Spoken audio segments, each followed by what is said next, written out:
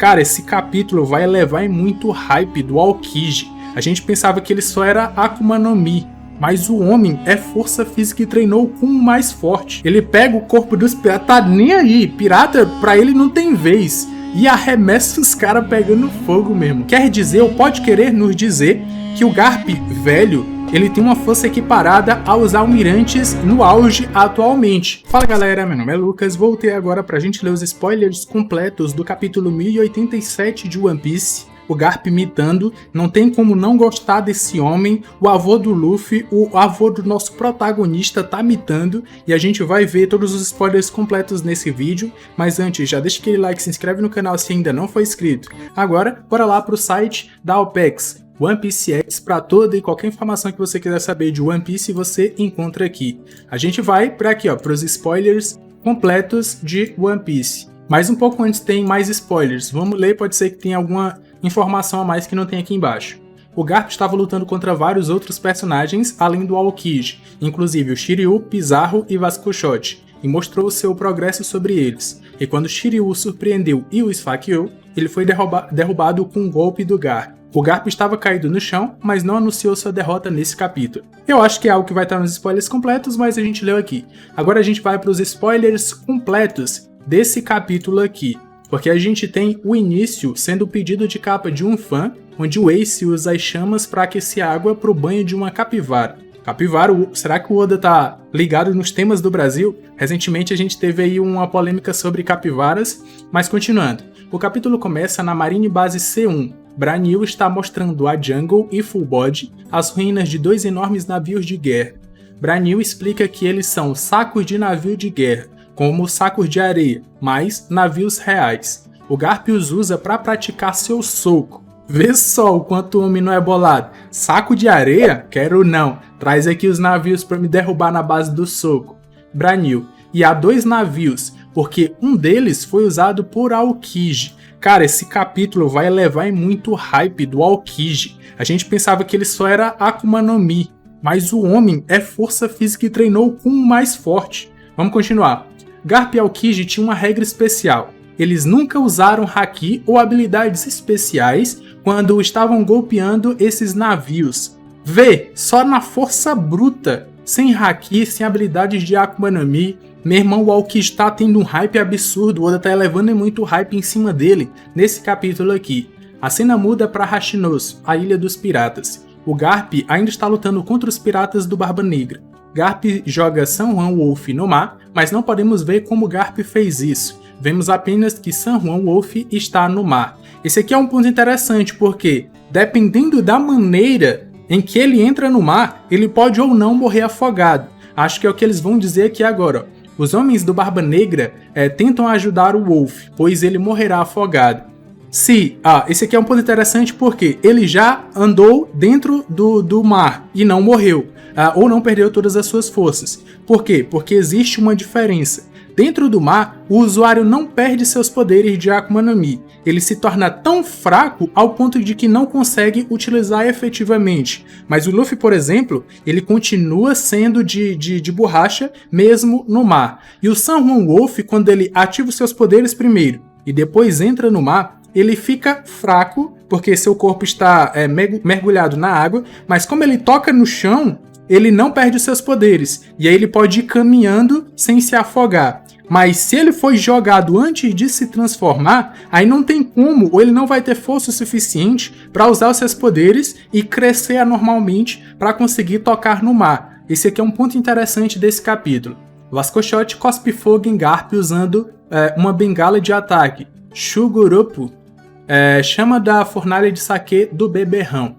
Garp bloqueia o ataque usando os corpos espancados dos piratas do Barba Negra como escudo, e em seguida os lança em chamas, queimando toda a cidade. Garp chama essa técnica de bolas de fogo piratas. Meu irmão, vê só como o homem é bruto, meu irmão. Ele pega o corpo dos piratas, tá nem aí, pirata pra ele não tem vez, e arremessa os caras pegando fogo mesmo. Podemos ver que o navio que transportava os membros e prisioneiros da SWORD já está na costa. Apenas Garp, Kobe e Gruz estão lutando contra toda a ilha sozinhos. Gruz pergunta algo a Garp, mas parece que ele não o ouve. Gruz, Garp-san, eu sou o futuro da marinha também? Esse cara aí, essa aparência dele parecer muito com o Corazon, e agora essa associação com o Garp em também querer ser o futuro da marinha, isso aí me cheira um personagem que vai ser explorado muito bem no futuro pelo Oda. Kuzan se levanta após o Blue Hole do Garp, o ataque do capítulo 1081. Garp diz a Kobe e Gruz para correrem enquanto ele para todo o exército pirata sozinho. Meu irmão, não quero saber... Isso aqui é um paralelo maravilhoso com o Roger, porque o Garp já falou ou já mencionou que quando os membros dos piratas do Roger corriam perigo, o Roger sozinho ficava para trás e nesses momentos ele arrepiava uma ilha inteira, só porque a galera fez mal ao seu bando, lutava contra todo mundo e no final ainda conseguia vencer. Algo que o seu maior rival, dentro da marinha no caso, não poderia ficar para trás. Então o Garp tinha que ter um feito tamanho também, e é exatamente isso que ele quer fazer nessa ilha aqui lutando contra os comandantes do Barba Negra. O Kobe viu uma mulher sendo atacada por um pirata. Ao tentar ajudá-la, Kobe descobre que foi enganado por eles, pois a mulher também é uma pirata. Shiryu, em forma invisível, aparece e está prestes a esfaquear o Kobe, mas o Garp bloqueia a lâmina e apunhala seu corpo, semelhante ao que aconteceu com Barba Branca e Squado em Marineford. Eu vi muita gente rindo desse fato aqui, porque o Garp teve a espada do Shiryu atravessando seu corpo assim como foi com o Barba Branca e o Squado. Só que, assim como no Barba Branca não teve efeito nenhum, ele continuou lutando a guerra inteira sem se importar, vai ser da mesma forma com o Garp. E também o Garp se deixou atacar. Acho que um pouco mais pra frente ele vai dizer que esse era o objetivo do Shiryu. Ele atacou o Kobe, mas não queria ferir o Kobe diretamente. Ele queria que o Garp se usasse como escudo para se defender. Se não fosse assim, ele não conseguiria acertar o Garp. Então foi exatamente isso, ou essa artimanha que ele utilizou. O Garp agarra o Shiryu e o joga no chão. Shiryu está ferido, mas rindo. O Kobe pede desculpas a Garp, mas Garp diz que o objetivo do Shiryu era pegá-lo desde o início. Eu não falei? Ele já sabia, por isso, e a única maneira de acertar o Garp era exatamente essa. Não teria como ele fazer uma outra coisa. O Garp está enfraquecido, então todos os piratas do Barba Negra continuam a atacá-lo. De acordo com a Cross Guild, a recompensa do Garp vale 3 coroas, 3 bilhões de beris. É a mesma quantidade dos almirantes da marinha. Essa recompensa do Garp, ela diz diversas coisas em relação não só à recompensa dos marinheiros propriamente dito, como em relação a nível de poder em One Piece. O Garp velho vale 3 bilhões de beris, mas é o Garp velho.